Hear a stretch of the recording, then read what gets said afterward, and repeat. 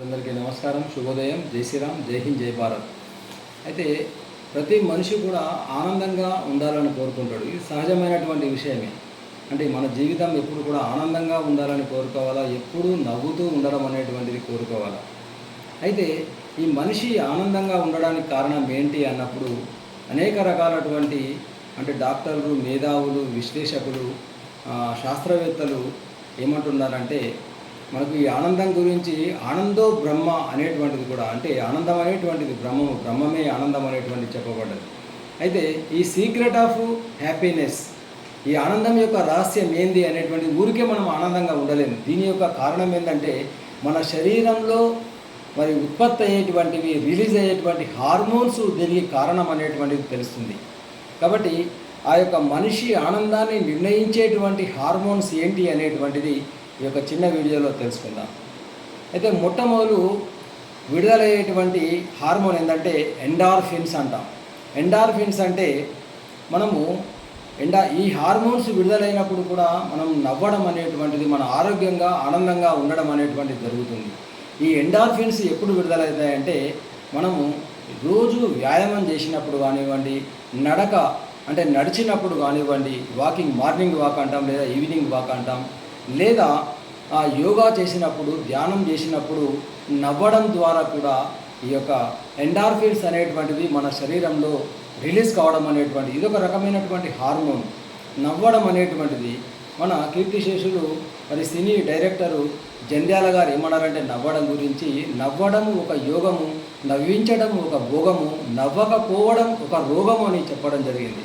కాబట్టి నవ్వడం ద్వారా ఈ ఎండార్ఫిన్స్ అనేటువంటివి విడుదలవుతాయి. కాబట్టి రోజు కూడా జోకులు కానివ్వండి, సినీ యాక్టర్ల జోకులు కానివ్వండి, ఇట్లా నవ్వించేటువంటి కొన్ని వీడియోస్ చూడడం అనేటువంటి దీని ద్వారా మరి స్నేహితులతో ప్రతిరోజు కూడా నవ్వుకోవడము, నవ్వించుకోవడం చేసినట్టయితే మనకు ఈ ఎండార్ఫిన్స్ అనేటువంటివి విడుదలై మనం ఆనందంగా ఉండడానికి కారణమవుతుందని మొదటి విషయం.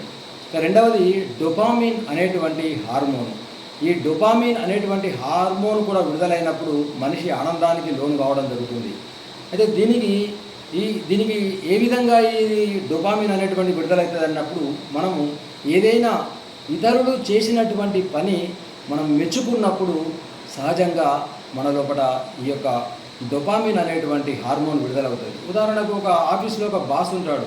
బాసు కింది స్థాయి ఉద్యోగులు ఏదైనా పని చెప్పినప్పుడు వాళ్ళు ఆ పనిని చక్కగా చేసినప్పుడు చాలా బాగా చేసావు, very good, very nice work అని ఈ విధంగా తన కింది స్థాయి ఉద్యోగులను ఎవరైనా కానీ ఒక మంచి పని చేసినప్పుడు మెచ్చుకున్నట్టయితే అప్పుడు ఈ యొక్క డోపామిన్ అనేటువంటి హార్మోన్ విడుదలై మనిషి ఆనందంగా ఉండడానికి కారణమవుతుందని ఇది రెండవది. అదేవిధంగా సెరిటోనిన్ అనేటువంటి హార్మోన్. ఈ సెరిటోనిన్ హార్మోన్ ఎప్పుడు విడుదలవుతుందంటే మనుషులు ఎవరైనా కానీ మనిషి సమాజంలో బతుకుతుండు, మనిషి సోషల్ ఎనిమల్, సంఘజీవి. కాబట్టి సంఘంతో సమాజంలో అందరితో కలిసి బతకడం అనేటువంటిది జరుగుతుంది. ఒంటరిగా ఉండలేడు.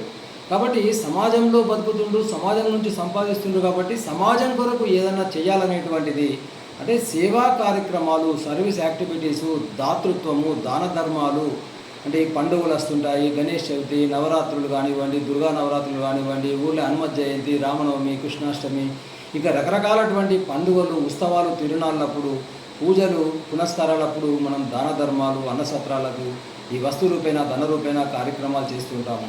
ఇట్లా సేవా కార్యక్రమాలు చేసినప్పుడు, సమాజంలో ఇతర రకాల సేవా కార్యక్రమాలు చేసినప్పుడు సహజంగా నేను ఈ కార్యక్రమాలు చేశాను అనేటువంటి సహజంగా అతని శరీరం నుంచి ఈ సెరిటోనిన్ అనేటువంటి హార్మోన్ అనేటువంటిది ఉత్పత్తి కావడం జరుగుతుంది. కాబట్టి అప్పుడు కూడా నేను ఈ మంచి పని చేశాను అనేటువంటి మనసులో కలగడం వల్ల ఈ యొక్క హార్మోన్ విడుదలై మనిషి ఆనందానికి లోనవుతుంది అనేటువంటిది ఇక్కడ చెప్పబడ్డది. ఇది మూడవది. ఇక నాలుగవది ఆక్సిటోసిన్.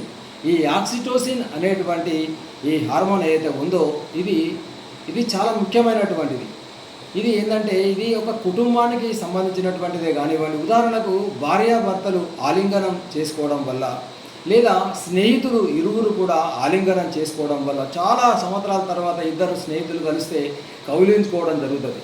ఆడవాళ్ళు కానీ, మగవాళ్ళు కానీ, ఫ్రెండ్స్ కానీ, స్నేహితులు కరచాలనం చేసుకోవడం వల్ల, స్నేహితులు కౌగిలించుకోవడం వల్ల, ఉదాహరణకు దసరా పండుగ నాడు ఒకరికొకళ్ళు బంగారం ఇచ్చిపుచ్చుకొని కౌగిలించుకోవడం, ఆలింగనం చేసుకోవడం జరుగుతుంది. ఆ విధంగా ఇద్దరు వ్యక్తుల సమాహారం అయినప్పుడు, కౌగిలించుకున్నప్పుడు, ఆలింగనం చేసుకున్నప్పుడు ఈ యొక్క ఆక్సిటోసిన్ అనేటువంటి హార్మోన్ విడుదలై మనిషి ఆనందానికి లోను కావడం అనేటువంటి జరుగుతుంది. చిన్నపిల్లల్ని అదేవిధంగా చిన్నపిల్లలు ముద్దొస్తారు. ఆ ముద్దు పిల్లల్ని, పసిపిల్లల్ని కానివ్వండి, చిన్నపిల్లల్ని కానివ్వండి, ఎత్తుకున్నప్పుడు కానివ్వండి, వాళ్ళతోని ఆడుకున్నప్పుడు కానివ్వండి, లేదా వాళ్ళను ముద్దాడినప్పుడు కానివ్వండి, అప్పుడు ఈ యొక్క ఆక్సిటోసిన్ అనేటువంటి హార్మోన్ అనేటువంటిది విడుదల కావడం అనేటువంటి జరుగుతుంది. ఇట్లా మన శరీరం నుంచి ఈ 4 రకాల ఎండార్ఫిన్స్, డోపామిన్, సెరిటోనిన్, ఆక్సిటోనిన్ ఈ 4 రకాల హార్మోన్స్ విడుదల కావడం వల్ల మనిషి ఆనందంగా ఉంటాడు అనేటువంటి సైన్సు శాస్త్రబద్ధంగా నిరూపించబడ్డది. కాబట్టి మనం ఎల్లప్పుడూ నవ్వుతూ ఉండడానికి ప్రయత్నం చేద్దాం. మన జీవితాన్ని నవ్వడానికి జీవితాన్ని గడపడానికి ప్రయత్నం చేద్దామని తెలియజేస్తూ ఈ యొక్క చిన్న వీడియోను మీ ముందుంచడం జరిగింది. ఈ వీడియో మీకు నచ్చినట్టయితే 10 మందికి షేర్ చేయండి. ఈ ఛానల్ను సబ్స్క్రైబ్ చేయండి అని కోరుతూ అందరి దగ్గర సెలవు తీసుకుంటాను. జై హింద్, జై భారత్.